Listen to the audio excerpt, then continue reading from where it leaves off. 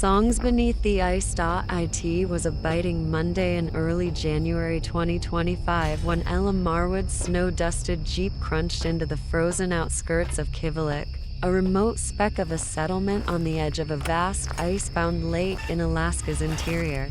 The sky hung low, a bruised gray, spitting flurries that stung her cheeks as she stepped out, her breath fogging in the 20°C air. Kivalliq was barely a town, 50 souls, maybe, scattered in weathered cabins along the lake's rim, hemmed by jagged mountains and endless spruce, their branches heavy with snow.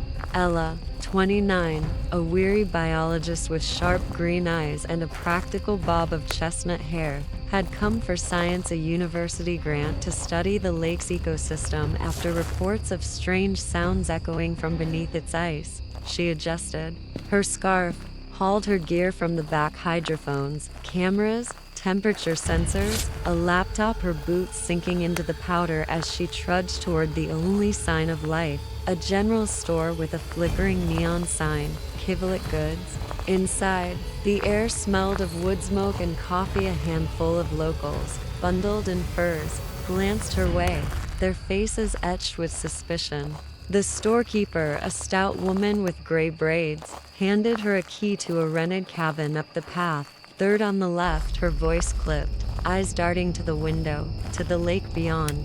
Ella's cabin was a squat, drafty thing, logs chinked, with moss, a pot-bellied stove in the corner, a single window facing the lake, its glass frosted over. She unpacked methodically, set up her laptop on a rickety table, tested the hydrophones, checked the batteries on her cameras, her mind already on the sounds. Reports had trickled in for months, low, resonant hums, like distant singing, rising from the ice. Online forums buzzed, some called it wind, others seismic activity, but Ella wanted data, not guesses. She'd record, analyze, publish, simple. That first night, she bundled up parka, gloves, thermal layers, grabbed her gear, headed to the lake. The ice stretched wide, a mile across, its surface a dull white, cracked in places, dusted with fresh snow. She drilled a hole with a hand auger, grunting, sweat beading despite the cold, dropped a hydrophone into the black water below, secured a camera on a tripod, its lens aimed down. The lake was silent, wind howled through the trees, but nothing more. She checked her watch, 9:47 p.m., and trudged back, the cold biting her nose. Tuesday morning, she woke stiff, her breath visible in the cabin's chill, lit the stove, brewed coffee in a dented pot. She pulled the recordings from the hydrophone, plugged in her headphones, hit play.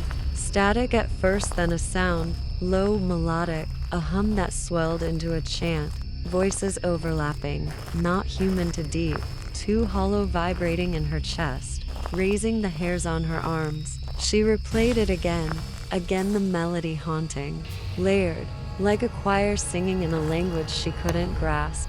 She stepped outside, boots crunching, walked to the lake, her breath shallow. The ice looked different, patterns etched across it, thin, lace-like lines, spiraling outward from her drill hole, moving slow, deliberate, as if drawn by an unseen hand. She knelt, gloved fingers tracing the marks. They shimmered, faint, then shifted, curling into new shapes. What the hell? She whispered, grabbed her camera, lowered it into the hole. Its feed flickered on her tablet, the water dark, murky. Then she saw them, figures, pale, almost translucent, long limbs, too long, drifting in circles below the ice. Their mouths gapped wide, unnatural, emitting the hum, the chant, their eyes huge, white, no pupils, staring up, locking on the camera. Ella gasped, yanked the camera up, her hands shook, the feed glitching, but the image burned in her mind. Those eyes, unblinking, knowing. She stumbled back, heart pounding, snow crunching loud in the silence. Wednesday, she barely slept, dreams of the figures, their song echoing, woke to frost on her window. The same lace patterns etched across the glass, intricate, alive. She drove to the store, needed answers, found an old man by the counter. Amos, his face creased like leather, eyes sharp under a wool cap, "You heard the songs," he said, not a question, his voice low, gravelly. She nodded, showed him the footage. He flinched, crossed himself, muttered, "They've seen you now." He poured her coffee black, bitter, sat her down, spoke, slow.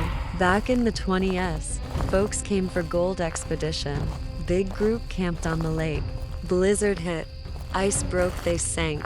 All but one." He crawled out, raving, said the lake sang. Took em, kept em. Every few years, the songs come back, means they're hungry. Ella frowned, superstition. She thought, but almost leaned closer. "Don't listen too long, girl, they'll make you sing too." Thursday, her equipment glitched, cameras showed static. Hydrophones screamed feedback, but the recordings kept coming. Louder, the chant clearer. Her name woven in, Ella. Ella, soft, pleading, then sharp, demanding. The lake's ice thickened with patterned spirals, whirls moving faster, glowing faint blue in the dark. She drilled another hole deeper, lowered a sensor, temperature spiked. 5°C in the water, impossible at 30°C outside. The lake was warming, alive. Friday night, the song roared, her cabin shook, the stove rattled, frost patterns snaked across the floor.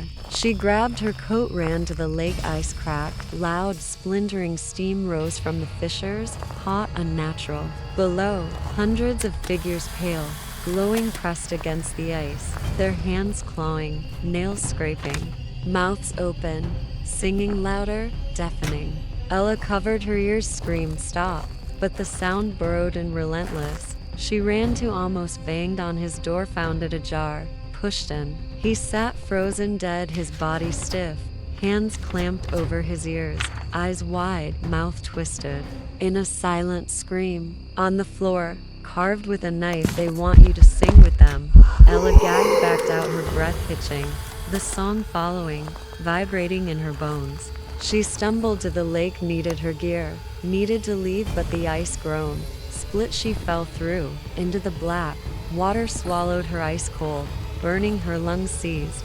But the figures surrounded her, their skin like frost, eyes blazing white. They didn't touch her, just sang louder, deeper, and her throat moved, her voice joining, unbidden, a low guttural hum, tearing at her vocal cords, blood in her mouth, but she couldn't stop.